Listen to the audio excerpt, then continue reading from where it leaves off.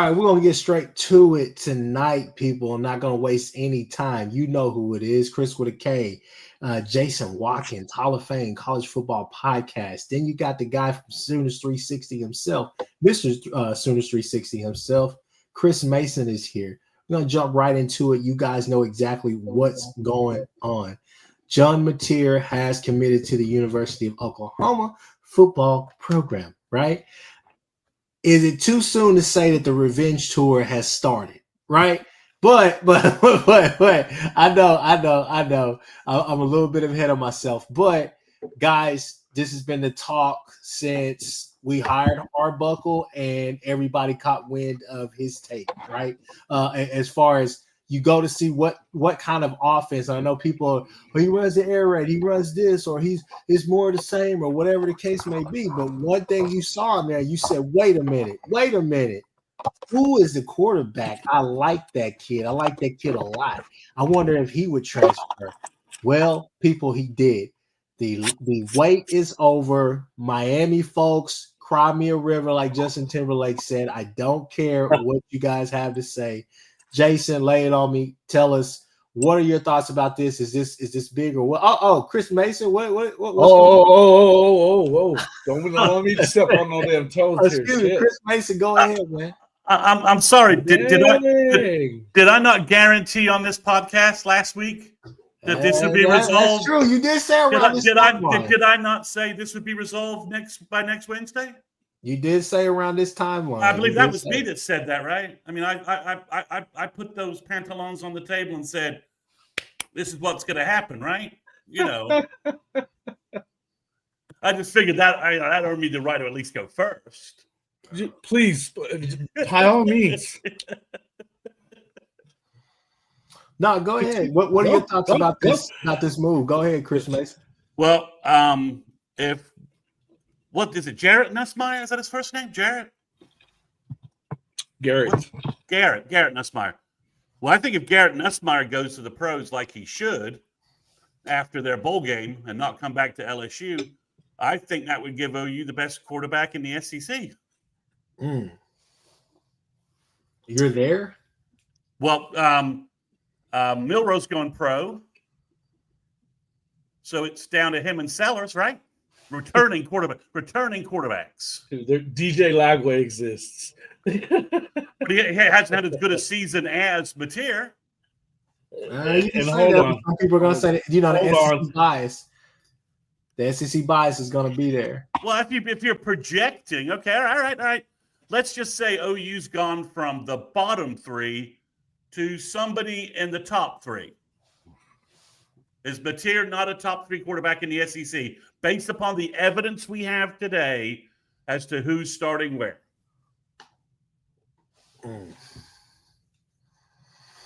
Continue. You do. Go ahead with this. I got a different take, but go ahead. Okay, and based upon who all we think is returning, does OU not return the top three defense in the SEC? Oh, yeah. I mean, we've gone from the bottom three quarterback, who somehow Auburn, I guess, must have been asleep all season long, but all right, that's fine, to a top three quarterback, right? I mean, Nussmeier, he says he's returning, but if you ask me, an agent's going to get a little hold of Mr. Nussmeier post the bowl game and tell him that the NFL's looked at the quarterback pool coming out, and it looks like crap. If he comes out, he's like guaranteed top 10 pick territory with his arm and all that. Pavia is not that good a quarterback. He's pretty good, but I don't think he's as good as Mateer. I don't think he's as good as Hawkins either, but okay. Well, I'm talking about the evidence we currently have, right? Not projections, not where people will be 12 months from now, but if you were stack ranking the SEC quarterbacks right now, okay, I mean, he's better than what A&M's been, than Marcel Reed. Had a better season than Marcel Reed. He's had a better season than Milroe, but Milroe's also gone pro. Kentucky next. Ole Miss. I'm not sure if they're going to start the guy we saw who looks good but doesn't have his experience. doesn't on paper right now better than Ole Miss, better than Missouri, better than that. He's played more than Arch. He's played better than Arch. I mean, Arch may be better, but right now, if you said based upon their actual resumes, not their hypothetical resumes or projectable resumes, Mateer is no worse than the third best quarterback in the SEC right now. And then you combine that with, at worst, the third best defense in the SEC. I mean, it's better than Auburn. I mean, listen, the teams we're playing. I think we got the best defense in the SEC, but it's a better quarterback situation than Michigan has right now. Oh yeah. I mean, talk about the opponents Michigan, Auburn, Texas. Better quarterback situation than all three of those teams. Unless, if Arch over for Ewers and leads into a national championship, yeah, I'd change my opinion. But if you're talking about the actual game playing evidence we have, the tiers would be ahead of Arch. And if you were to stack rank them. I mean, now, could Arch be phenomenal next year? Yeah, sure. Anything's possible. But I'm just saying, if you're talking about where we were 2 weeks ago, which is watching, was it 2 weeks ago? Sorry. No, it's more like 3 weeks ago. Mm-hmm. A little over 3 weeks ago, watching Jackson Arnold not hit wide receivers, not throw the ball, unable to complete a passing game in Baton Rouge, to having the number one quarterback in the portal, the number one player in the portal, and arguably one of the top 10 quarterbacks in college football returning. You can't overstate the impact of this transition and what OU did to make sure they landed this guy and took care of business and kept him off the bidding pool out there. So that's my little victory lap analysis. And now I will be quiet and turn it over to Jason since I cut right in front of him. Yeah, Jason, quite all right. Respond. You can respond to that, but Jason, I just want to know, like, in the words of Ty Hayes, my friend Ty Hayes, shout out to Around the Table Sports. Two things can be true, right? Yeah, two things can be true. But does Mateer signing with OU, does it actually move the needle for you? Chat definitely answer that. Does this signing move the needle for you as an OU fan or an OU hater, whichever one you want to be? So myself, it moves the needle, and maybe not necessarily for the same reason. I think this gives you competition in the quarterback room, which is what you have to have. Whether or not it ends up being Michael Hawkins or John Mateer, because I think there is a question. I mean, it's easy to sit here and just project that, yes, he's going to be a top 3 quarterback in the SEC. He's been doing this in the Mountain West, so it's not exactly the same. But he does know the offense. He will definitely push Michael Hawkins. Michael Hawkins should push him to get better. They've got 9 months to get ready for this damn thing. And supposedly a quarterback coach, OC, and assistant quarterback coach that are figuring this out and are going to be able to get it done. So do I like it? Of course I do. I think that this is a good thing. I think it definitely moves the needle. As much as I like that, I love the wide receiver pickups as well. Giovanni Gibson is a straight up dog. Mm-hmm. And I've just started watching a little bit of the other kid, and I like him too. Lewis, yeah. Yeah, Lewis, yeah. He looks pretty good too. So, look, it's one thing about Giovanni Gibson, though. This is somebody we've been talking about for a few weeks. It brought it up on the show. Marcus Dent brought him up because he watched him just take apart his alma mater. They won the game, but he was a bad football team that stayed in it, because of Giovanni Gibson. And this guy is a explosion waiting to happen, especially if you have a good quarterback. We'll get to the wide receivers here in a second. I want to keep it on Mateer because this is the move that I think every OU fan was waiting. No doubt. So just to keep the conversation on him, just my spiel right here. I think that it's both it's a Dillon Gabriel like move. You're bringing in a guy that obviously knows the offense. That's going to help as well. So that's one badge on your satchel, right? The next badge that you could put there is that, which I think is the most underrated move out of all of this, is that it keeps you, if everything goes right, We're not here talking about BV's job next year and all the rest of that hoopla that we had this year. But if everything goes accordingly this year, you're winning at least 9+ ball games this year, then you could potentially say, hey, this puts us back on track for the timeline that we wanted anyways, right? We wanted Hawkins. I think a lot of people are really excited about Hawkins on and off the field. Not only OU fans, not only OU players, but I think other players from around will want to come play with this kid. However, this puts you back on that timeline to sit him for a year, let him work, let him do what he needs to do, put him back and give him a year or two to go out there and run his offense himself. Hold on. I'm not letting you do this shit when I don't let nobody else do it either. That is not what he's not going to just step aside for Mateer. I'm not. This idea that they're going to pay him and pay the that you got to pay a bunch of quarterbacks. I'm not telling you that he's going to step aside. All I'm saying is that if he goes out there and loses this quarterback competition, it's an underrated move in which it puts you at the same timeline to put him on the field, to let him run the show, and then you got the O'Neal kid that's coming in, right? 26. So I'm looking at it from that vantage point as well, is that this puts you right back in that mode, simply because Westcott can go out there next year and Mateer, he can go out there and have an incredible year, and he's draft eligible. So I'm just saying, it still puts you it gives you time to still have to have time to develop your quarterbacks, which you didn't have this year. Facts. I think as long as you are developing in them and there is a competition, that's the first and I agree with you on that. I agree with you on that, Jason. I don't care who plays as long as they want it. But just listen to me. All I'm saying is it gives you the ability, the opportunity to be able to put your quarterbacks on an actual timeline. We've all said here, and we've all said, I think we all would be in agreement. I think most of the chat would be in agreement. What Michael Hawkins did this year was just pure football instincts, had nothing to do with Seth Littrell. Let's just be honest. That was him going out there, being able just to run simple offense, but make the most of it and be effective with it, right? With the opportunities that he was given. However, there's still times where this entire panel, most of the chat was in here talking about, hey, there are some things that he can fix. There are some things that he can develop on. So give the kid an opportunity. They'll throw him to the fire. We don't need that. We have time now if Mateer gets to that point. But moving off of that, what I will say is this right here. I'm jacked up about it simply because I think we got our guy.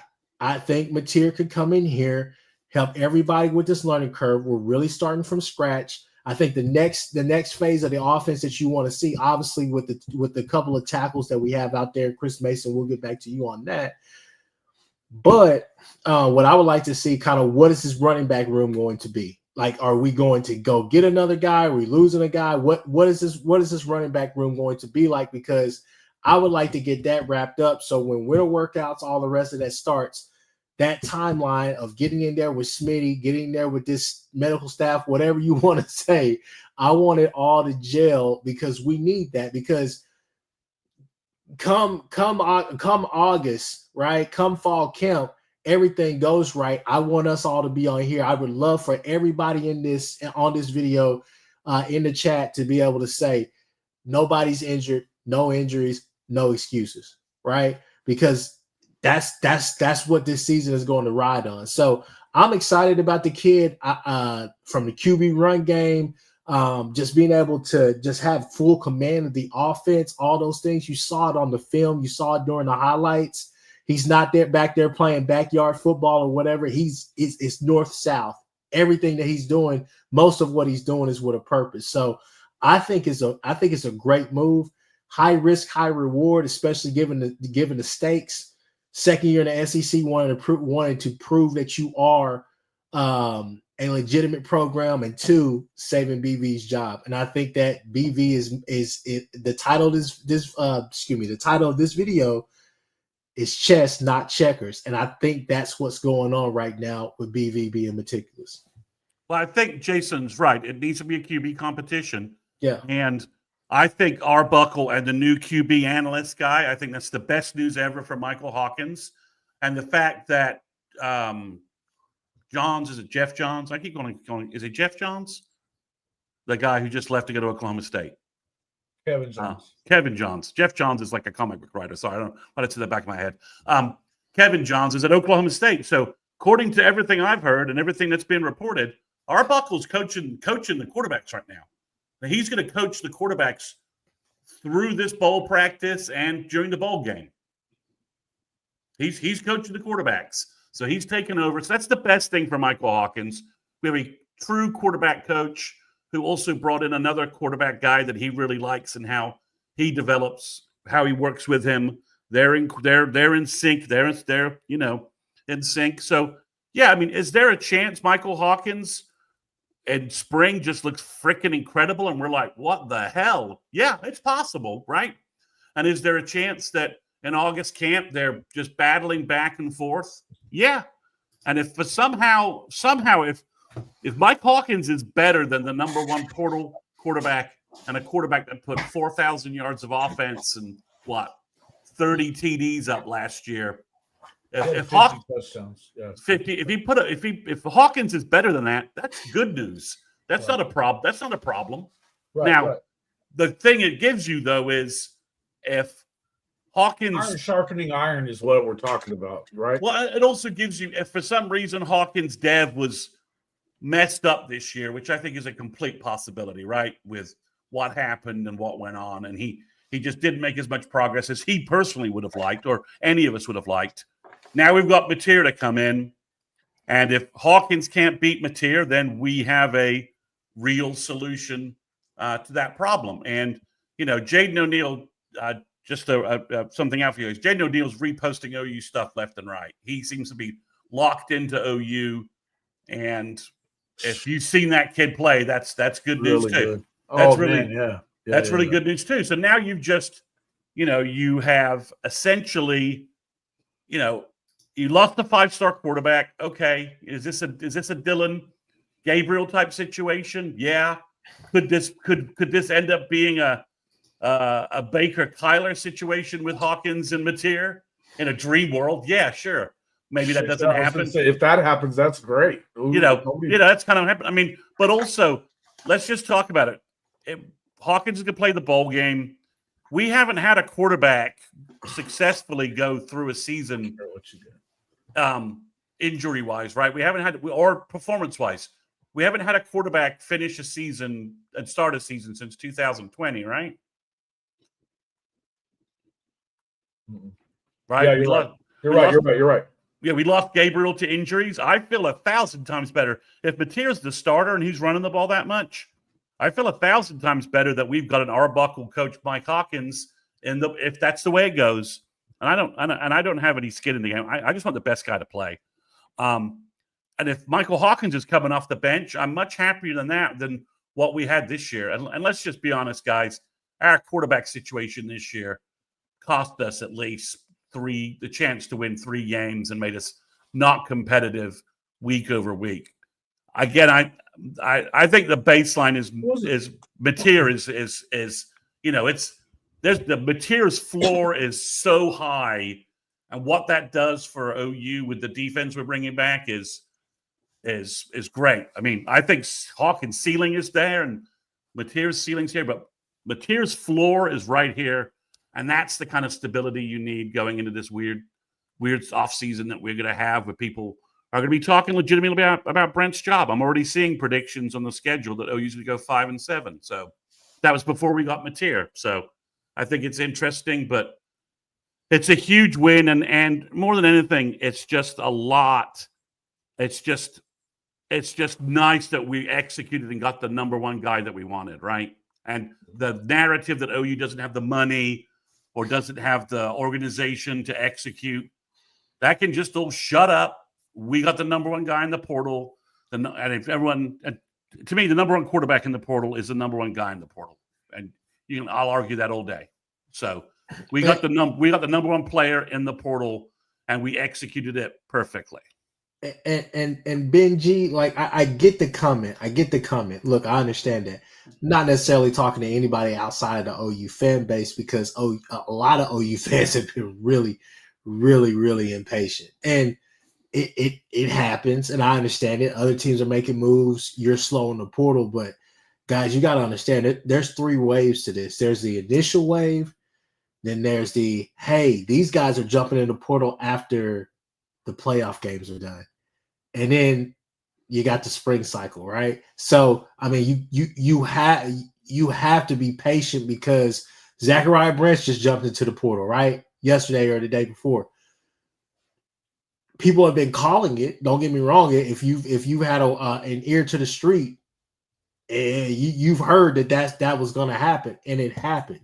So you have to. There's a yin yang effect that you have to understand. It's an ebb and flow of this because you have to be patient, but you don't want to be patient at the same time. But all in all, man, look, Joe Mateer, this I think we all knew it. I think we all called it. I think we all said, hey, this is going to happen. It did happen. And I think that's the beauty of it, is that you were able to go and get your guy. So with that, you were able to bring in some other guys as well. First, I think we should start with the offensive tackle from Stanford. I think this is a guy who could come in here, and I think he has 2 years left of eligibility and a red shirt. Yeah, he's a guy. When you look at him, you're like, he looks like a beaten bow guy. I mean, that's just I was like, he looks like a beaten bow guy. And obviously watching the in the weeds videos, and then going and watching just some random Stanford games from this year, you said, hey, there's a lot to work with here, and that's a big body kid already that's able to move. I think that he can get better, but you're excited about him working not only with Beatonbow, but Smitty as well. So that's a kid for me that I'm like, hey, I think he comes in, and I think he's more than solid. You didn't want to go get the G5 All-Americans or the G5 All-Stars this year. No offense to Tarquin and those kids, but at the same time, you wanted to go and get guys, right? Dudes. And so really excited to hear what Chris Mason's going to have to say about maybe Derek Simmons or the Robinson kid from G-Tech as well. But let's get to receivers. And Jason, we'll start with you this time. You already talked about Giovanni Gibson. Could you just talk more about him? Man, if you go and check out his film, it is the real deal. He had over 1,200 yards, 70 receptions this year. It was his only year at UAPB. And I think it's important to understand that what we've found out about him is that, Marcus Dent brought him up on the show out of nowhere because he's actually saw him playing at his alma mater there in the SWAC. Talking about UAPB? Yeah. Palm Bluff? Yeah. He didn't know. But no, Marcus he played did. before. Okay, I got you. Yeah. He played at where Steve McNair was at, Alcorn State. Alcorn State. Yeah.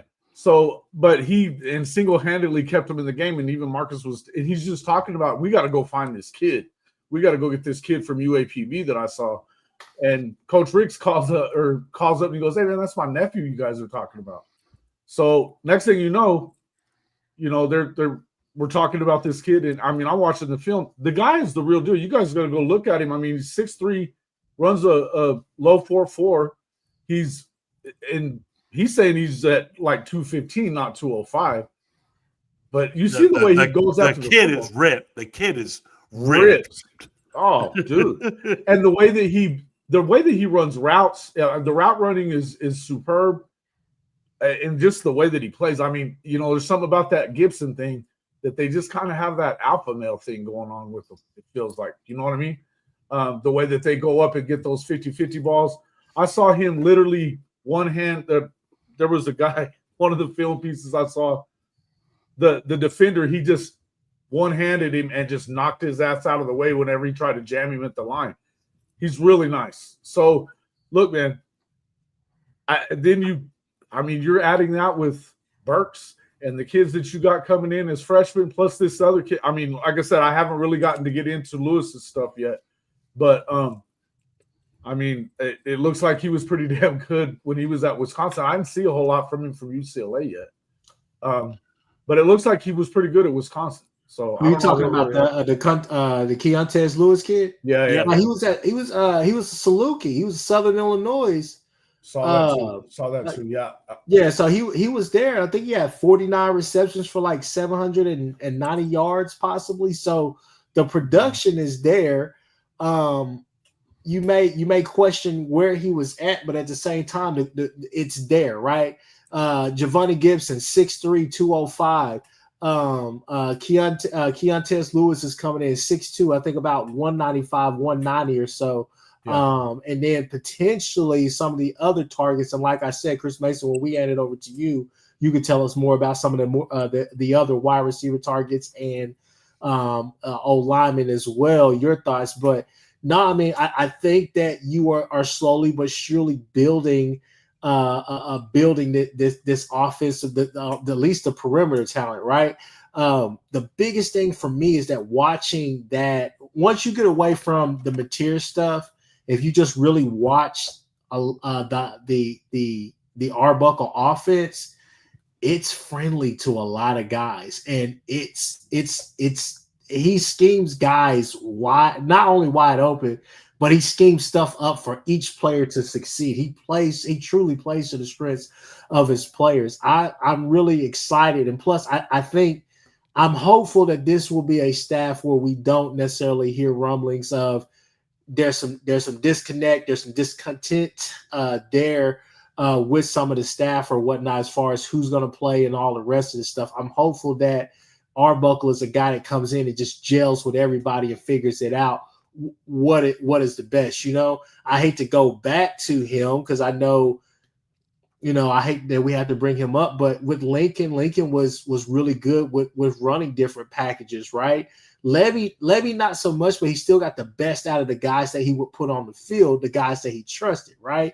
Lincoln, you come in there with Kennedy Brooks as your running back, and you're running way different plays for with that group. But then you come in with Trey Sermon, Rodney Anderson, and then there's different packages for that as well.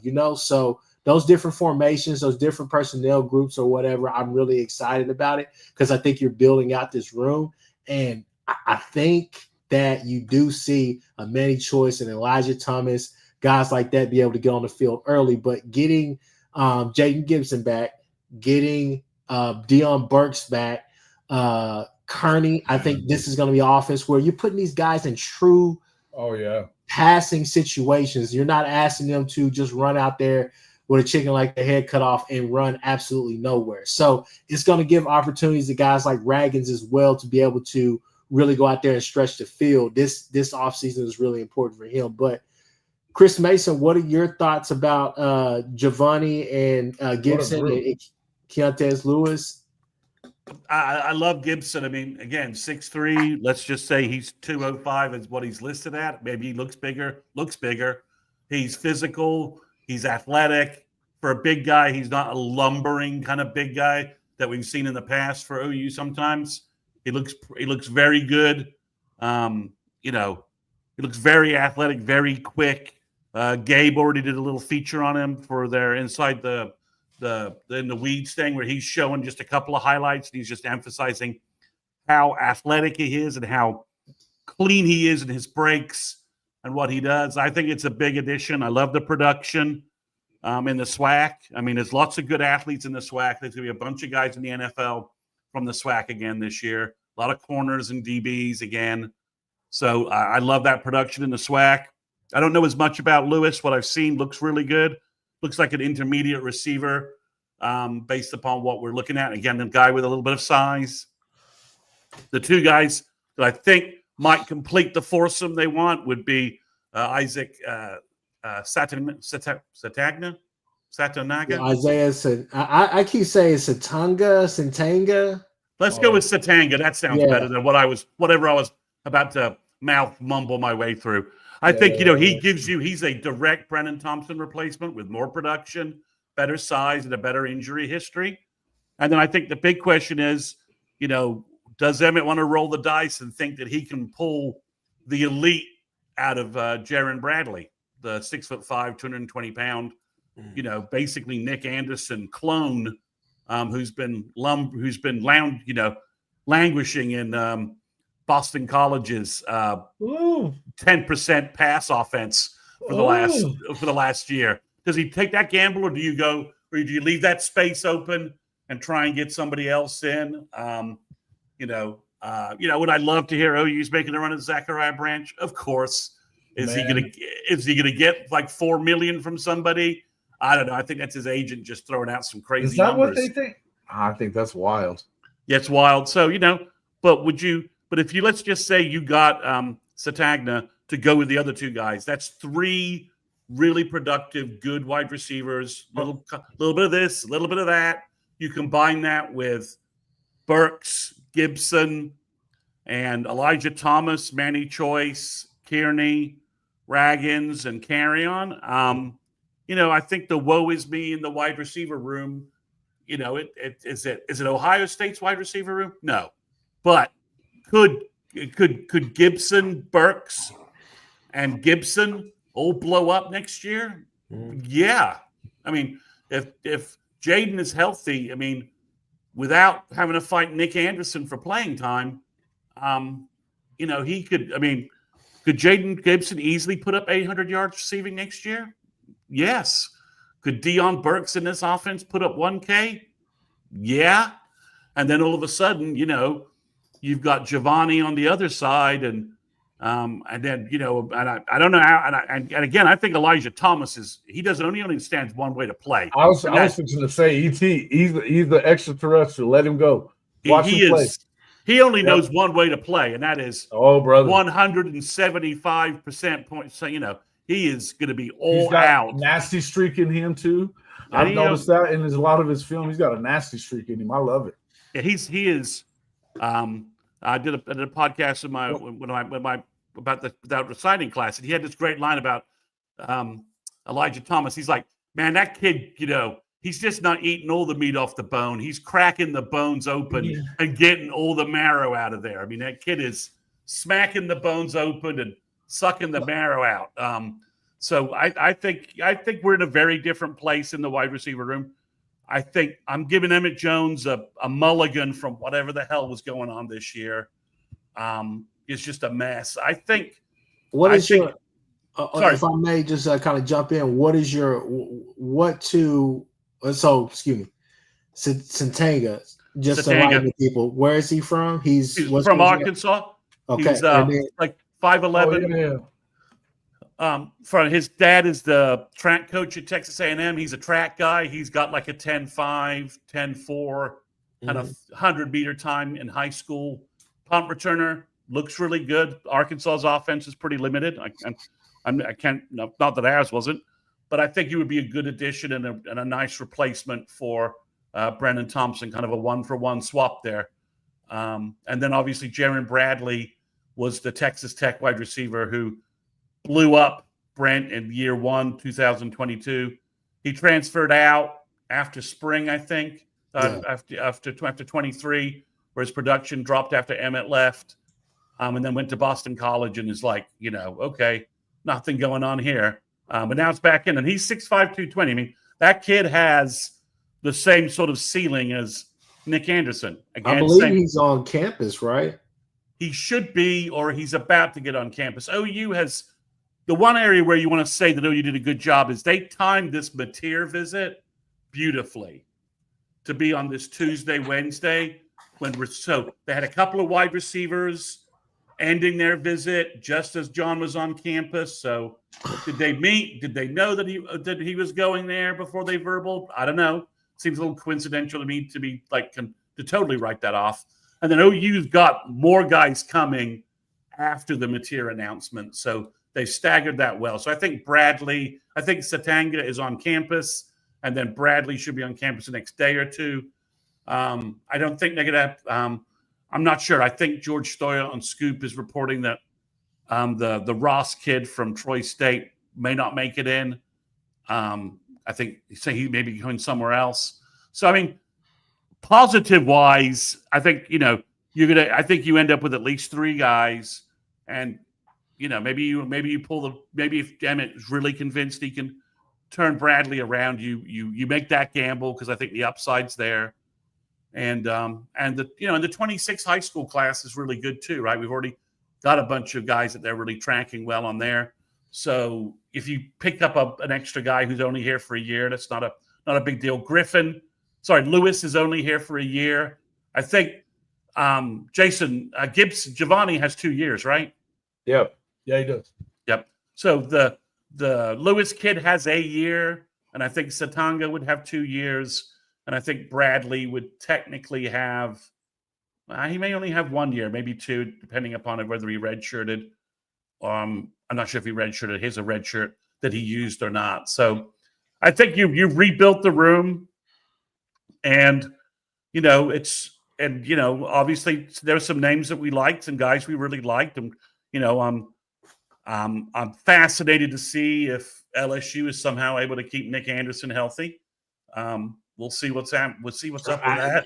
And guys, we gotta be better than that, man, because I already know if he gets injured at all during any camp or any game or whatever, OU Twitter is gonna be toxic. It is. It's gonna be bad. It's gonna be bad. I mean, somebody already sent me I won't even go there, but I just think they did a good job so far. Now the offensive lineman I really like is it Baklenko? I think that's how you say it. Yeah, from Stanford. Yeah, I think he's a good addition. He has a redshirt year, so if for some reason Sexton and Taylor come back healthy, right, and Howland's healthy for a whole year, and you pick up another guy in the portal, and you've got your tackles, you could redshirt him to then use him next year when you're going to lose Taylor, Sexton, and probably lose the other guy that you bring in. So it gives you a year where you've got another depth piece, so that you've got another depth piece. He can play both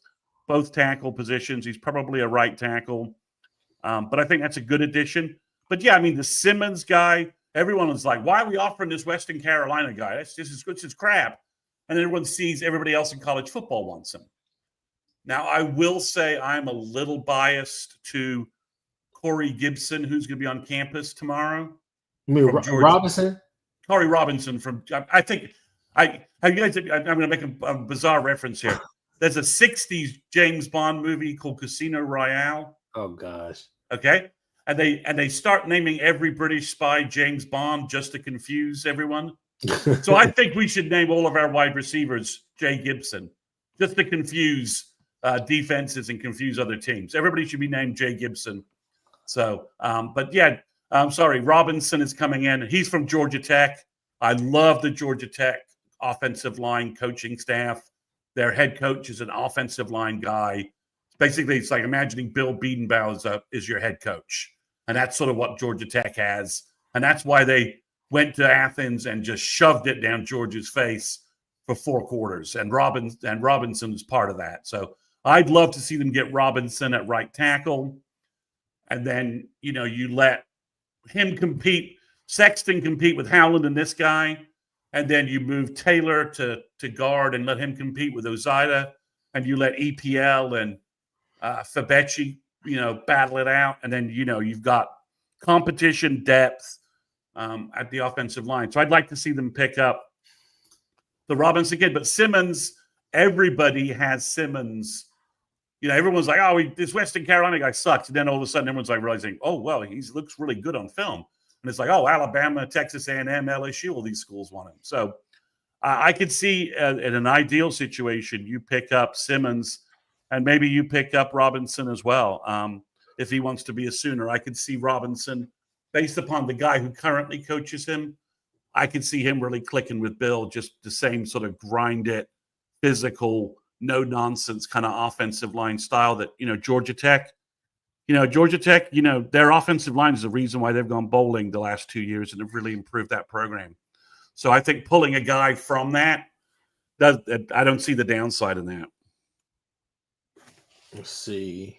Benjamin Banner, Corey Robinson held up against Georgia and didn't allow a sack all year. I mean, I think coming in, I mean, obviously learn the system, learn the scheme and everything and stuff like that, but he could be a starter. As far as I think he'd be your starting right tackle, honestly. I think if you get Robinson at a minimum, Chris, what Baklenko allows you to do is it allows you to tell Taylor and Sexton, guys, get healthy no wear and tear in spring, learn the system, get your bodies right. Just try and move on from the mental wear and tear and the physical tear of last year. Get yourselves right and be ready to kick it in August, because I've got guys to play. I need to be giving Avery Dent, Akinkunmi, Fasusi, Foji. I need to be giving these guys reps. Just take spring off and get right. Sexton's had back-to-back knee injuries. Just take your time to rehab and get right. And Taylor just was trying to play and was just beat up. I think he had a hurt shoulder and a hurt knee. So I think, but you need to have numbers, right, to actually do something productive in spring. But what Baclaco does means you do have 2 tackles who can play, Howland and Baclaco. And then if you pick up another guy, then it adds to that mix. And we actually have some depth and competition at the O-line. So I like what they're doing at O-line recruiting. I like what they did at running that wide receiver. Obviously, I love what they did at quarterback, executing this Mateer acquisition and just, precision style. I just don't want anybody to ask me what we're doing at tight end. You know what? I was about to ask you and Jason that. All this good news is coming down. What the hell are we doing at tight end? You know what, Chris Mason? Before we jump to you for that, do we have to jump to me to that? I gotta go. I have to go to Jason this time. Jason, you've been texting us about it. I know you talked about it on your pod. Joe John Finley is still here as the tight end coach. What? I thought I packed all his bags last week, but I guess he's still here. What's going on? Like what are you? I keep hearing that you guys were the ones telling. I think it was you guys that were saying that he was headed off to Purdue. I don't know why he hasn't gone yet. Well, they hired someone else. I did see that. Was he going to make him his? He wasn't going to make him his coordinator, was he? That was the rumor. But, Odom apparently, wised up and realized he was being sold a bag of magic beans and pulled the trigger on someone else. Got sold a bag of magic beans to go to Purdue at all. We'll talk about magic beans. There are morons who I won't reference on Oklahoma radio who think that Arbuckle is going back to Washington State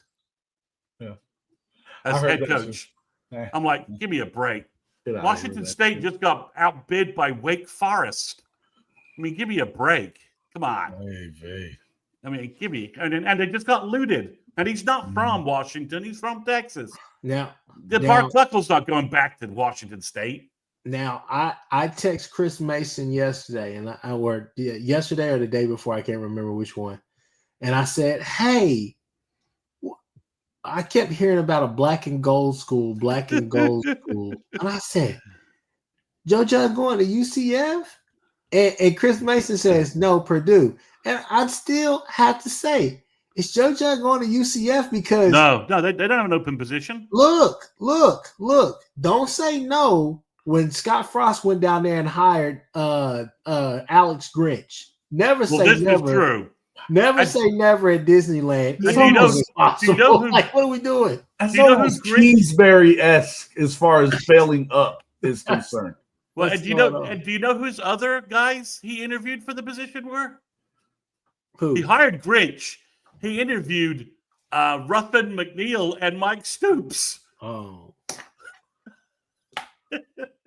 Well, I said, well. I mean, what are you doing? Rolling the dice this time around, huh? Just rolling the dice. Well, I mean, you couldn't find a non-OU Lincoln Riley, corrupted DC to interview. You had to interview all 3 of them. It's like the 3 horsemen of the apocalypse of OU defense. I mean, I'll be honest with you. I don't know. I think I've not heard a single thing. I'll be honest. I've not heard a single thing about Joe John since the Purdue OC job went somewhere else. I haven't either, but my feeling is that he ends up at worst Mississippi State. And from what I understand, they would have him back at Ole Miss as well. He was the passing game coordinator there, and they appear to like him. So I don't believe. I mean, you tell me, is he staying? I don't think he stays. I don't think that you can. They're still not recruiting anybody. I made 2 promises, right? Like the Mateer thing would be ready to be done by this Wednesday, right? Right. And I said that Joe John would not be on staff by February 1st, right? That was the other one. Okay. I'm still sticking with the February 1st thing. February 1, huh? Okay. I just don't know where the hell he's going at this point. Right. I mean, the MAC says he's going to Cameron State A&M. Is that even a school? No. Are they going to pay him 11 gazillion dollars to coach there? I mean, there was a tight end on campus from Nebraska.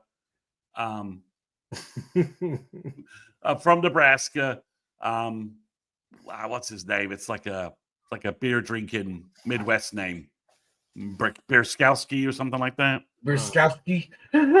It's Pilsner.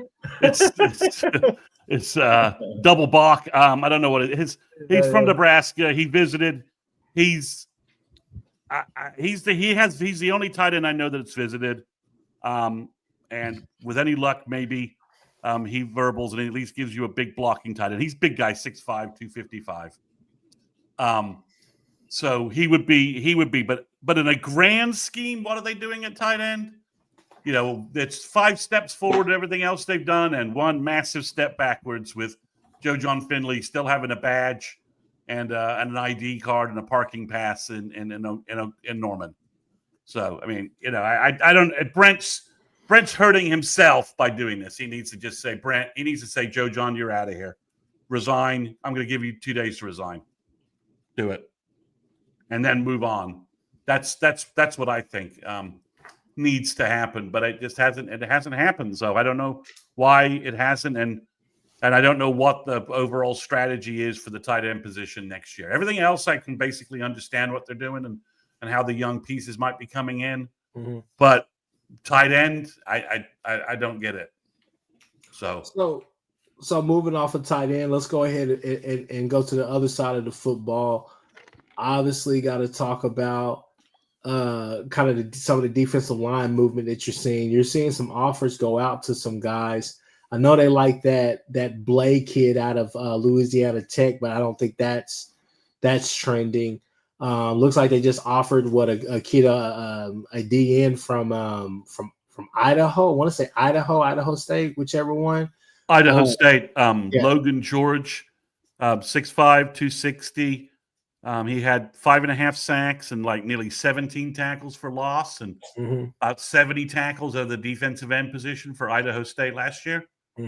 So he's very productive. Would be probably a Woolard, Ethan Downs piece to go on the other side, from that perspective, and obviously give you a little time to just provide you some depth there. Obviously, keeping R. Mason Thomas is the big deal, and looks like OU's more or less got that locked down. You're waiting on Dominic Williams, who I think is waiting on his NFL number, which I don't think he's going to like, and he should come back for another year because Bates has made every defensive tackle under him better year over year. That's just true. That's just a fact. True. That's just a fact. So I think until he came here and inherited what he did. I mean, you're on mute. You think you muted yourself somehow, Jason, or we're not getting you. Yep. But Chris, there's also James Thompson from Wisconsin's visiting, 6'5", 300 pound D tackle, hurt last year. Jason, we can't hear you. Your mic's gone or something. So, pop out and come back in.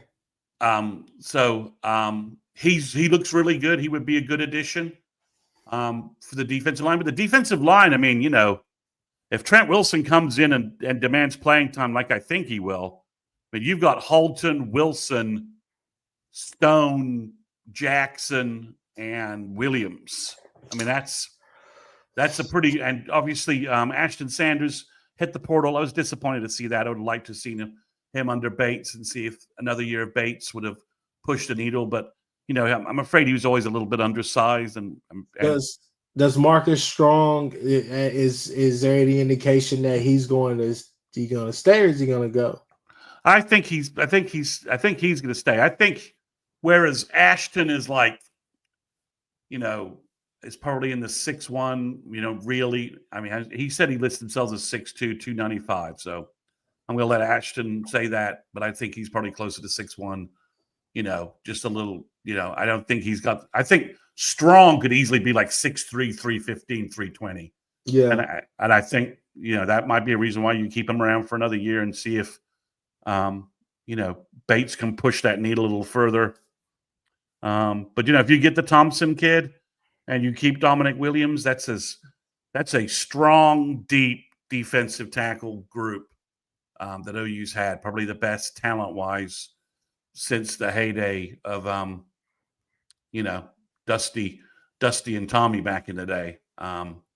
Especially with how good Grayson Holton is. I mean, Grayson Holton is really, has really blossomed under Bates's tutelage, and I think, you'll see Dominic Williams. I think will be even better next year again. So I think you can get the Thompson kid. I do like the kid you're talking about from La Tech, but I just wonder if someone's gonna promise him a starting time and starting minutes, and OU's like, well, we got Jackson and Stone, so. Jesse Browning's asking the defensive end room. The guy that got is Logan George. Now I'm going to tell you guys, I have no footage of him. I've not seen any. Digging up Idaho State footage is not exactly the easiest thing on the planet. But he was very productive, and he's got really good offers. I mean, Ohio State offered him. Lots of schools have offered him. So if you could get him and add him to the mix, obviously, we hope PJ and Danny Okoye can, ramp up next year. And if they do, it takes the defensive end room to a whole other level. But I think George would be a good insurance piece against those guys struggling to get going. But you also got to wonder what happens with Taylor Wine. Wyatt Gilmore should be off his red shirt, although I think he should be one of your answers at tight end. So I think you've got some pieces there, but I think the George kid would be a good addition at defensive end, and you'd be walking into next year with 5 to 6 defensive end pieces, and our 2 starters. In theory, you'd love our 2 starters to be R. Mason Thomas and a healthy, improved PJ Adewale. Mm-hmm. No, I mean, sometimes I forget. I have to pinch myself. I'm like, oh, Nigel Smith is still there, right? So well, and allegedly he was going to the portal. So that appears he's back. He's put some social media stuff saying that's not true. That's crap. Mm-hmm. The question for Nigel, Chris, is he a defensive end or is he a defensive tackle? And he really needs to get going. If it's defensive tackle, he needs to start adding weight this offseason, because I think at 3 tech his future is pretty bright. But if he wants to stay at defensive end, he needs to make some big moves this spring. Got you. Let's see. Craig Morris, he says, keep hearing we are in a good spot from Marvin Jones Jr. Not heard anything beyond the initial interest previously on that. You have him, Patrick, Creighton? Is it Peyton? Peyton. Creighton. Yeah. So those guys, I mean, those Florida State guys are very, very intriguing because all the intangibles are there. You're just kind of questioning what this NFL defensive line, where was that at last year for Florida State? So maybe you're questioning the production of numbers, but you don't question like the guys. So I mean, kind of where are you at on that? Yeah, OU I'm trying to keep an eye on Twitter, guys, so I'm not really trying to ignore anybody. OU just offered Deshaun McKnight from UT Martin. He says he's 6'2", 280, which would put him as like a 3 tech. I know nothing about him in terms of how good a player he is. So it's interesting. Wisconsin just so he just got an OU offer. So I literally let me just try and pull him up and see if I can find any stats on him. So yeah, I think it's interesting what they do on the defensive line. I'd love to see them bring in Marvin Jones Jr. The problem is the dollar number, right? What does he want? Because I'm sorry, I don't think that you want to. I would love to have a kid, but I don't think you're paying him to do that, especially what you got. And as this offseason, continues and we get into winter and spring and all the rest of that stuff, those balls. But I'm excited to talk about Nigel Smith. I'm excited to talk about Danny Okoye. I think that you have guys here. Yeah, you do. And I think that's the problem, right?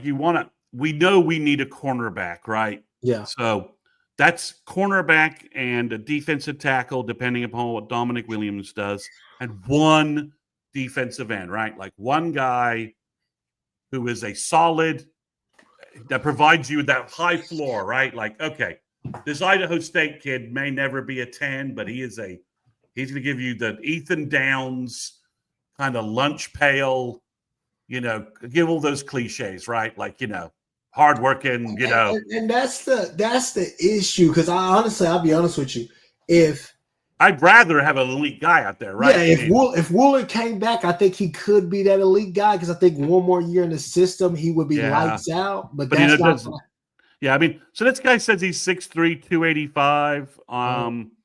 He's from Sumter, South Carolina. This his name is Deshaun McKnight. He was at Appalachian State for the previous 2 years.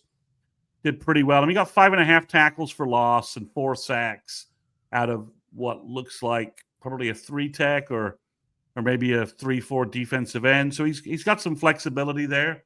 And you kind of at some point you're just sort of shoring up what you have, right? And just say, I really want my young guys to flash up, but I gotta have a baseline by bringing in a veteran to just make sure that we don't, if they flame out, that I'm not like nowhere. So I think that's where we are a little bit. Where I'm at, I will say this right here, and I know people are excited about a Marvin Jones or kind of one of the more premium defensive ends out there. And I think you say, I feel like we have that with PJ, but PJ's got to show it. He's got to stay healthy. Danny Okoye, Nigel Smith, any questions or whatnot, but you don't question the guy. You just say, hey, look, we need the production. But I will say this right here. We can't afford to go in this year running in with R. Mason Thomas and then just basically setting the edge on the other side. People, look, I know a lot of y'all are big Ethan Downs fans. That's perfectly fine. Ethan Downs was serviceable. Respect him for the time. He stuck it out. Could have left, could have did this and that, whatever the case may be. We got to go get it this year. We don't have time just to set the edge on that other side. And that may have been part of the issue with RMT as far as, he's getting crazy active late in the ball games. But early in the ball games, maybe it's just a simple fact of is that you didn't have a consistency from obviously Ethan Downs is starting, but Wooler, Trace Ford, those guys were causing problems on that other side and making it to where, you could double team RMT, but if you do that, those other two are going to come off that edge and they're going to get there, right? Maybe not get the sack, but they're going to get there and hurry your quarterback. That's what I'm looking for from that other side this year. I'm not saying that we need somebody to go out there and we got to have a Dylan Edwards and Kennard type DN room. Would love to have that, but what I'm saying is you don't have the luxury this year to sit there and say, hey, I'm going to go get a guy who's just going to sit there and set the edge, which, yes, you need to set the edge, but you also got to have a playmaker on that other side. You need to pair R. Mason Thomas with somebody that can go and rival what he's doing as well, as far as just disrupting, being very active and demanding the attention from the defense. You have to have that. Yeah, I don't disagree. I mean, it's not been a great portal defensive end class, in my opinion. I mean, the Nebraska guys are going all over the place. It's like Nebraska was the source of pass rushing defensive ends in college football this year. I don't recall hearing that anywhere. So it's. I think you're right. I would take, if you could get the money right, I would take a gamble on Marvin Jones Jr. I agree with you. I'd take a gamble on him. I'd bring him in and see what happens with some good coaching and good environment. But if PJ and Danny all of a sudden, and Danny's a freshman. He was homeschooled, great kid, great athlete, but he's got this is where he should break out. This should be his breakout year. So if PJ and Danny break out, all of a sudden this defense looks vastly different, right? It's like, whoa, okay, all right. Because we know Okoye has elite skills. So if you can start headhunting in the fourth quarter with our Mason Thomas and Danny Okoye and PJ, then yeah, that just changes things completely. Taylor Wine's kind of the wild card to me because he's bigger than Downs ever was. And I mean, and the kid just flicking levels people whenever he's in the game. So it's he's a wild card. But I think overall, you're right. I want one defensive end that gives you the floor in that room, right? Okay. Our Mason Thomas is great. And then this guy is going to be, kind of on the other side is going to give me the Woolard, what we thought Caden Woolard could be after a second year. Okay. Mm-hmm. And you take that, and this Idaho guy is 2 years, a 2-year player. So he would help for 2 years. So I think that's where you do that. Not hearing a lot. They did offer a linebacker, but I think he's going to UNC from Washington, Kamori House, who they looked at a high school.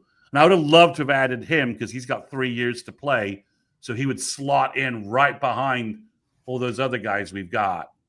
But I'm not hearing much on cornerback other than the Ethan O'Connor kid from Washington State. Now, I think OU thought they had him locked down, and now he's gone on some more visits. So I don't know where they are, but I would love to see a cornerback added. I do think what's going to be interesting, Chris, is that, I could see OU adding somewhere in the 12 to 13 number, depending upon kicking specialists, where they are with that.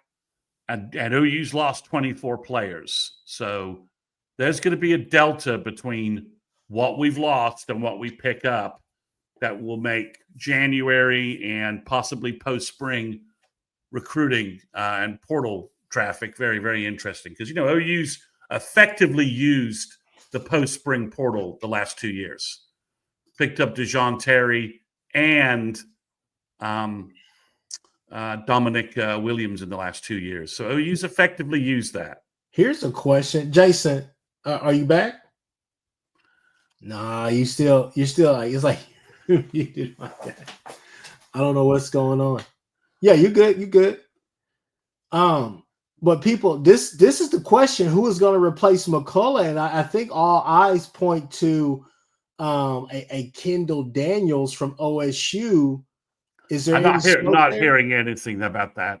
Okay. He did not have his last 2 seasons have not been good football. So, and with him just being a 1-year rental, maybe OU, once they get some other priorities taken care of, makes that move, but I'm not hearing anything along those lines. But they just offered a traditional linebacker with 3 or 4 years of eligibility is what I'd spend. That's where I would spend my money in my slot instead of Kendall Daniels. Because with Samuel Musigo and the safeties, trying to get Bogo and Powers and Hardy on the field, and with Dolby coming back, and and if Dolby comes back, I think the Cheetah slot is just filled, and maybe that's why McCullough moved on.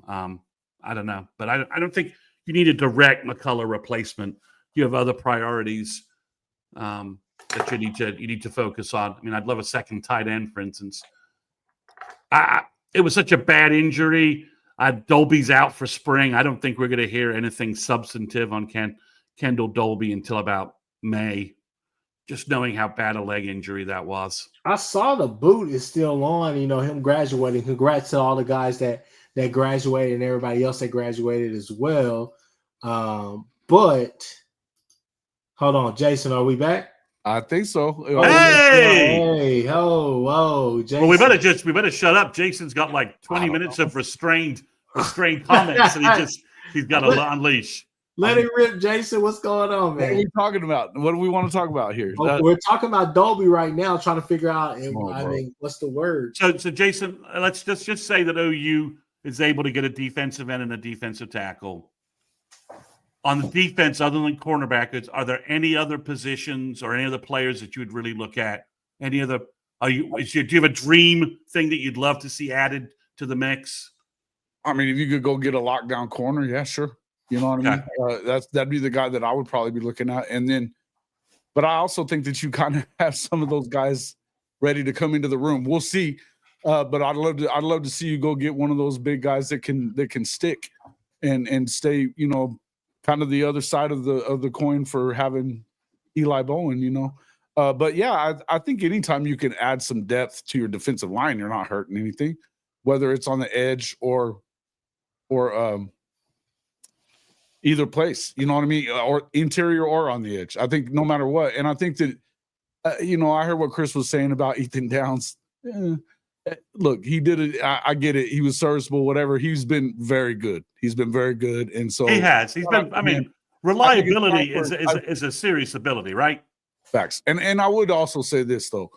But the guys you got coming, I definitely would say, yeah, the floor is a lot higher and the ceiling's going to be higher with those guys. CJ Nixon, Danny Okoye, kind of waiting on PJ to really kind of come through and do his thing, right?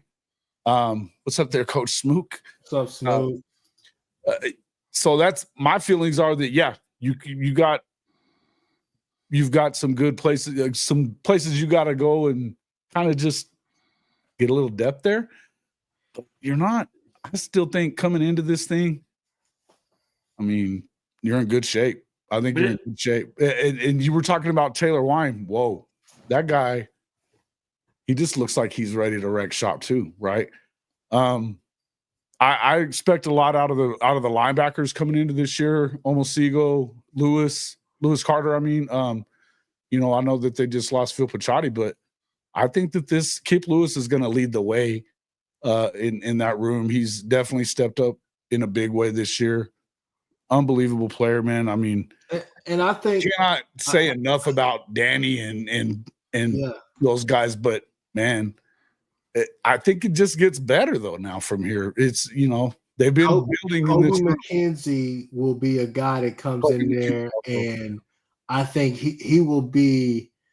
I think he'll be a guy that comes in there and he could call the defense basically.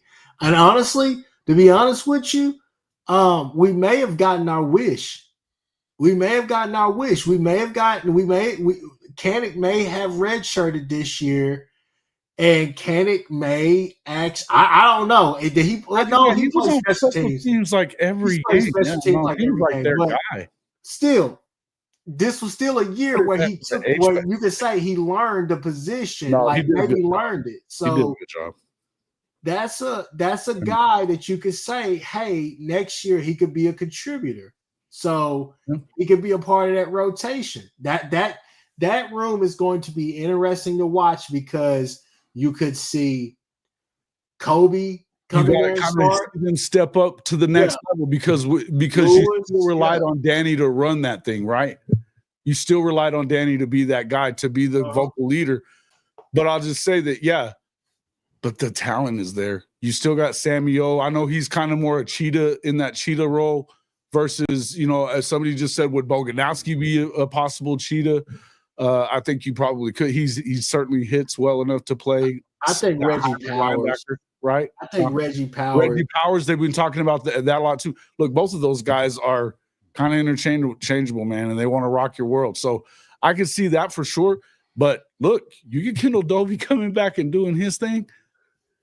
It sucks that he went down this year, but the guy was all over the place when he wasn't. I think he's the prototypical, and I think it's the reason why they let Deshaun get out of here, right? Yeah, I don't think that you're asking Dolby to come back and play in the spring game. I think you're asking him, we just want you healthy by summer and fall camp. That's really all it really boils down to. Sure, you're ready to rock and roll when SEC play gets underway, because we got a 7-game stretch of hell going down the backside, you know? Yeah, I mean, I think you guys are dead on. I mean, I think, the safety room, I remember Jaden Hardy also put some weight on. He's a Dolby kind of clone a little bit with what he has, the skills and abilities he has. Yeah. I think, that's the question at defensive end is, if Is PJ going to step in? Is he and if Danny does it too, if both those guys, because I think we're starting to see Chavis. We're starting to see Chavis's defensive ends improve, right? Year over year. We're starting to see that. First year was a little, what are they doing? And the talent wasn't really that good at defensive end. They had some guys, Reggie Grimes, good guy, great guy, but just not a defensive end. I think, with what R. Mason Thomas has done and how well Ethan has played and how well Woolard was played and how well they did with Trace Ford this year, had a really productive year for OU as well. So I think, if those guys blow up, the ceiling at defensive end for OU goes radically higher. It just does. And, but I think you pick up a guy who you think can put that, has a high floor. And if nobody forces him out of the starting lineup, then you've got that guy you can plug in, right? But we want to see Danny Okoye and RMT terrorizing teams in the fourth quarter while we have 2 touchdown leads with our new offense, right? That's what we want to do. That's what we want to see, that quarterbacks are basically, are terrorized back there. We've got Grayson and David Stone blowing up the middle, coming after them, and we're rotating Trent Wilson in there as well. So I mean, again, this is why, we said it's been a tough couple of weeks, and we asked, are we closer to, are we closer to 9-3, or are we closer to 5-7, right? And I think we're closer to 9-3 now that we have a quarterback who gives us a baseline of quarterback play with this new system and new offensive coordinator. I think we're much closer to 9-3 than we are 5-7.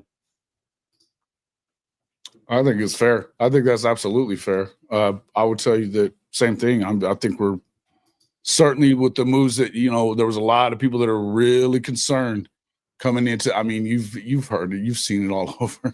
I mean, we've been watching this thing go on for the last week of people melting down. Robe has been on fire for the last 2 weeks. The Barbarians broke through the gate and just set fire to damn everything. Facts. And it's just, and no matter how many times we came on and told them to calm down, Jay was doing it daily. I was doing it pretty much daily. PG, all of them, everybody's telling them calm, calm, calm, calm. And you couldn't do it. But at least today you kind of, on the thumbnail, I put, the dam breaks for them. They get the dam to break open. And so to me, I feel like it's an important thing. You're going to get, no matter what, I know one thing is that, I know I've been talking about Michael Hawkins a lot, and I'll just say it again. I could care less who wins the job as long as they win it. That's all I know, is that just go win the thing, because no matter what, whoever wins it, you never know what's going to happen. I mean, look at you. I've said this the last few days, is that look at Texas. They haven't had a quarterback make it through the whole season the last 3 years. They've had to go to their backup. You need to be spending the money on your backup, the same amount of money that you're spending on your other guy, because you got to keep them around. And I love the idea of an up-trained, developed, off-seasoned Michael Hawkins. Yeah. And if Mateer's good enough to keep him on the bench, that's not a bad thing. Right? No, exactly. That's why you got 9 months to get him ready.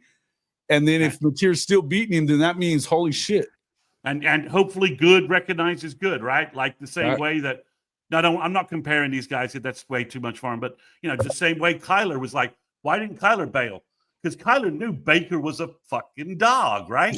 I mean, let's just say it, right? Kyler knew that Baker shot at winning the damn Heisman the next year too, and you know what exactly. I mean, Baker knew. I mean, Kyler knew. It's like, okay, why are you sitting behind Baker? And Kyler's, was kind of quiet. Was kind of like, I didn't say it, but he knew that. About Kevin Murray being his coach, yeah, private coach. There's something to be said for a lot of this kind of stuff, and for being said that he's got a brother that's at school here, and he's also his dad and and they love Coach Venables and they love Oklahoma. And his dad is going to say, you let him compete, and then you don't lose anything. Yeah, his dad's going to say, dude, Mateer's a dog. You need to go get better than him. His dad's his dad will shoot straight with him, right? Facts. He will. Facts. Just facts. We just know this. And, all his dad knows is how to work hard. You know what I mean? Exactly. His dad will be like, dude, I watched him. He's just better than you right now. Get better, man. Which was the same reason why Hawkins didn't hit the portal. I'm going to stay here and get better. Freaking PJ a bust, Jay Fez, get real. Hey, look, he's hurt. He's been hurt. Okay, all right, that's fine. Don't call him a bust. Don't be like that. Come on now. Yeah, that's fine. I mean, Colby's going to have like 20 freaking tackles in the bowl game. He's going to probably really good. Yeah, he was playing good whenever he was. This is a dream defense, a dream game for him. I mean, sure. I mean, hit. I mean, Colby has many problems, but bringing the hammer to fullbacks, that's not one of them. I mean, laying people out is not a Kobe McKenzie problem. And I think, I just unleashed Bogo to just take, Bogo destroy, go sink some ships. If this is a game made for you. So, but I think overall the portal. I mean, last Wednesday we had was the kicker, was the punter the only guy who was committed? Yeah, Ulrich. Yeah, and he's a good punter. I mean, he's a great punter. And, and we've had enough special team bad seasons where we shouldn't ignore the fact that we picked up a good punter, right? No doubt. I mean, no doubt. I mean, Al Zingas bailed our freaking season out at times. Yeah, they took a step forward this year on the. We did. We don't want to take a step back. So that's a big addition. But you got a good offensive line piece. You've got two guys who could start at wide receiver, if we need them to, and we've got potentially our starting quarterback. We just don't have that many pieces. I mean, Texas Tech's adding, just like a cattle run of people to Lubbock, and they're just there. I mean, we don't have that many needs on defense. We just don't. I mean, would everybody love a great pass rushing defensive end? Well, yeah, no kidding. But we've got talent. Our young talent, freshman, sophomore talent next year as sophomores, juniors, we could be deep and very good on defense if that starts coalescing and developing like we think, right? It really could. On the offensive side of the ball, we got to rearrange some stuff because we lost an entire year of development. I don't think everybody realizes this whole Latrell thing wasn't just the shitty play calling in the fall. It screwed up the entire development cycle across the entire team. When Bill doesn't know what the hell he's doing week to week, he's not developing O-line right. And when Emmett Jones is turning around and everybody's hurt, he doesn't really quite know what to do. And if DeMarco doesn't know where his running back should be going, he's not coaching his guys up either. So it extends across the entire line, this whole nonsense and mess that, I mean, Latrell looked up. Sky, moonbeams, unicorns, shit and rainbows.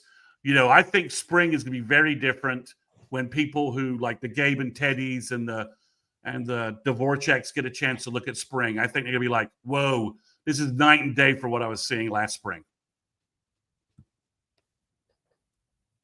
I agree. With a veteran quarterback leading it and with Hawkins being like, oh, wow, someone's actually coaching me. And you take that raw talent and you've got and Hawkins has a someone who can teach him the freaking offense during the summer too, right? He could just, Hawkins get in Mateer's back pocket, 7-on-7s with the wide receivers, just mirror every damn thing he does. So it's a huge difference compared to what we had last year. Well, and I think the biggest thing is that you're talking about too is that you're going to have just, I think everybody's going to be on the same page in there is the main thing. You were talking about how it screwed up the development all throughout. Yeah, it also, nobody was working for each other. On the other side, they're loving on each other and just killing it. And on one side, it just didn't look right. I think that the Deion Burks yelling at Jackson Arnold during the Missouri game to throw the effing football down the field is a microcosm of what that season was, for that offense. And it continued and I think it got better as you went along once they got rid of Seth, but there's only so much you could do. And, look, I think you definitely. Yeah, we want to look better. Those early games, in hindsight, the offensive struggles in those early games were just a massive warning sign. It's like next fall, we want to see a crisp offense coming out and kicking it. No shit. I'll leave you guys with this, guys. We've been out here for more than an hour, so we're going to wrap it up here. But I sat with my uncle at the Temple game. Shout out to Unc. We went to the Temple game, and first 3 plays go, and we score. And I look at my uncle. I said, all right, we in here now. Unc leans over to me. He looks me in my eyes. He says, nephew, he said, I'm scared about this season. I said, why? We have no push on the offensive line. And he said, I'm going to be honest with you. I don't think Jackson's that good. I said, oh. I said, well, let it play out. Wait, but that's funny to me since how he was running DG off all year last year. Jason, if you want that smoke with my Unc, I give you his number because I think we need to have an Unc. We need to have an Unc podcast. I've invited him on my show. He hasn't shown up yet. I'm starting to think he's like a home improvement character. Doesn't really exist. Ask Jay. Ask Jay and some of the other guys. They've met him before. What's that guy's name? Wilson. He's like a sitcom character who doesn't really, we don't see him. We don't see him, but he gets referred to. I tell you. Well, he's just, he's got a lot of hot takes. It's just it'd be scintillating podcast. I'm just saying. We always get his opinions on here anyway. Oh yeah, that's true. That's true. But no, I think Chris he's Ghost Rider. I'm just saying, man. All right, people. Look, we got John Mateer, baby.